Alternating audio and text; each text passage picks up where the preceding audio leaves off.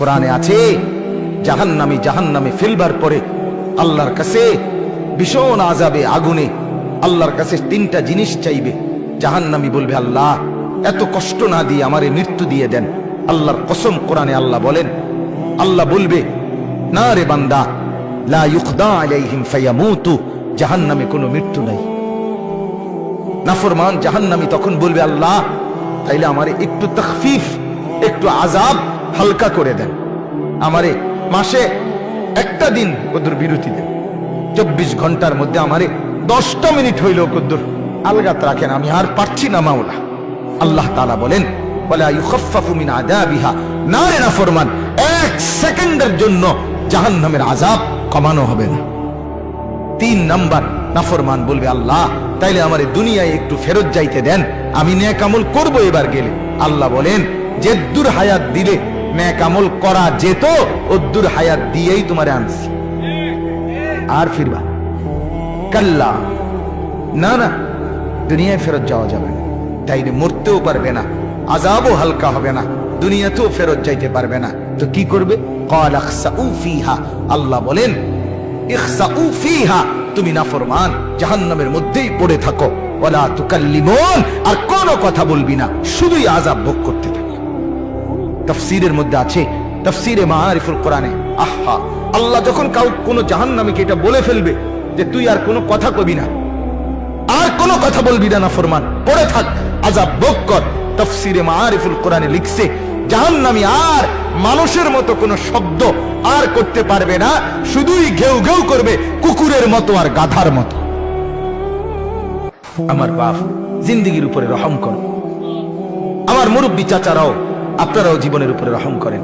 গুনাহ লম্বা করেন না, গুনাহ লম্বা করেন। 60 বছর ধরে টানা বিড়ি খান, এক টানা, কোন দিন বুঝবেন এটা গুনাহ? কত বছর পরে বুঝবেন? 60 বছর হয়ে গেছে, এখনো আপনি বিড়িয়ে খাইতেছেন। আস্তাগফিরুল্লাহ, আহা, আপনার কলজার মধ্যে কোন দিন আসবে এটা গুনাহ? আর কত বছর পরে আপনি বুঝবেন চাচা? হলো 20 বছর ঘরে রঙিন টেলিভিশন চলে, প্রতিদিন নাচ গান, সিনেমা, নাটক, ছেলে মেয়ে, স্ত্রী, সন্তান দেখতেছে। কত বছর পরে বুঝবেন আপনি, আপনার পরিবার যেটা গুনাহ?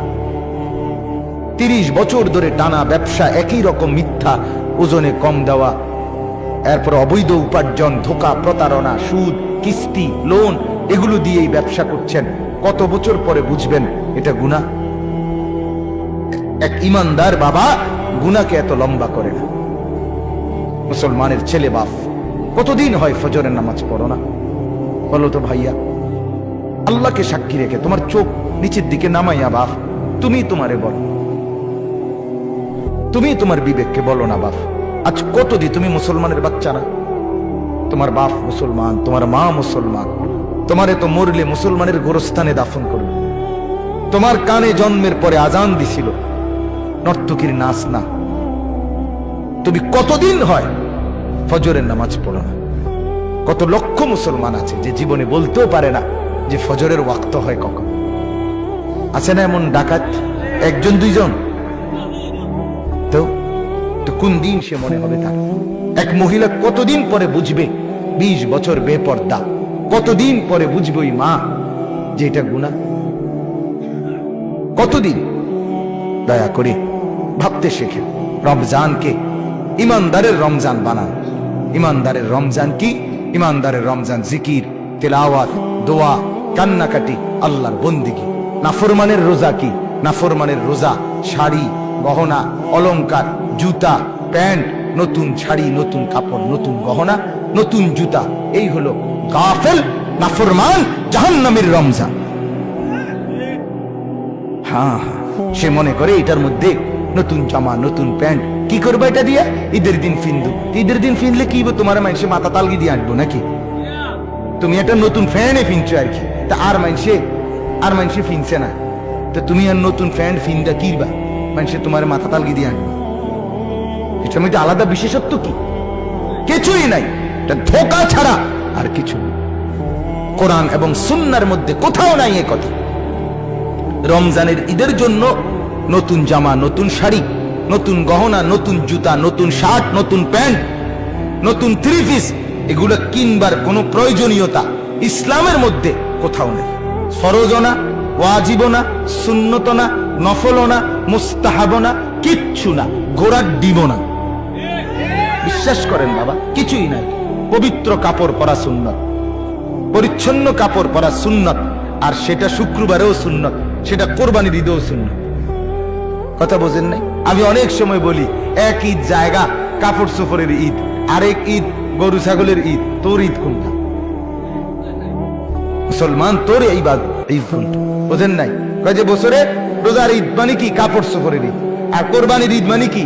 গরু ছাগলের ঈদ। তোর ঈদ কই? কিরে মুসলমান, তোর ঈদ কই? একটা তো গরু ছাগলে নিল, আরটা তো হাফ প্যান্ট আর ফুল ফ্যানে নিয়ে গেল, তো তুই কো? হেবড়া ভাত। ঠিকই কইছেন, হেবড়া ভাত। আল্লাহ আমাদেরকে মাফ করে দেন।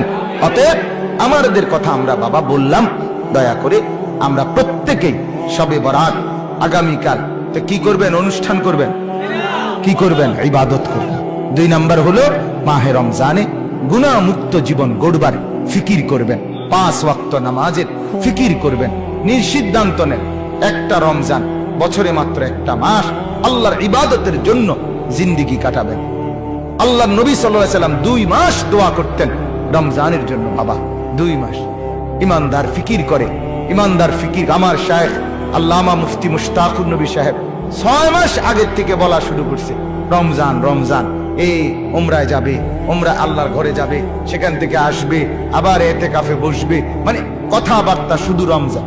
আমরা এখন সারা দিন যে যা বলে, ভাই রমজান, রমজানের আগে আর খালি নাই, রমজানের পরে আবার নতুন মাহফিল, রমজানের মধ্যে কোনো মাহফিল নাই, রমজানে ভাইয়া 20 তারিখ উমরার ফ্লাইট, রমজানের 10-11 রমজানে আসবো, রমজানের মাঝামাঝিতে যশোর এক বড় বুজুর্গের খানকায় যাব, রমজানের শেষ দশকে আল্লাহর ঘরে ইতিকাফ করব। ঘুরে গেরা ফিকির শুধু রমজান কিভাবে আল্লাহর বন্দেগীতে কাটাবো। এটা হলো মুসলমান ইমানদার আখিরাত প্রত্যাশীর রমজান। আর বাকি নাফরমানের হিসাব হইল নতুন করে রমজানে খরচ বেশি, টাকা বাড়াবে কিভাবে, নতুন করে আরো ধান্দা কিভাবে বাড়াইয়া ওই স্ত্রী সন্তানের কাপড় চোপড়ের জরুরত পূরণ করবে, এই এক ফিকিরে রমজানের মতো শ্রেষ্ঠ নিয়ামত এটাকে নষ্ট করে দেয়। মহিলা বাজারে বাইর হইয়া আল্লাহকে যাওয়ার সময় কি কয় জানেন? আল্লাহরে মহিলা বলে অসভ্য মহিলা, বেপর্দা মহিলা। আল্লাহকে রমজানে বাজারে বাজারে ঘুরে আর আল্লাহকে বলে আপনি নি কইছেন রহমত দিবেন, মাগফিরাত দিবেন, নাজাত দিবেন, আমনে রেডি লইয়া আমনে থান, আমি জুতা কিনতে যাইতেছি। আমনের রহমত আমি কিনবো, আমার মাগফিরাত দিয়ে কি লাভ? আমার দরকার জুতা, আমার দরকার থ্রি পিস, আমি আপনার নাজাত দিয়ে কিটা করো? আমার জান্নাত কি আর জাহান্নাম কি? আমার দরকার হলো জুতা না। তো তুমি, আমিও বলি, তুমি মা মনে রাখো, ও চিরেই হাসরের ময়দানে ফেরেশতা তোমার এই জুতা দিয়েই ফিরবে।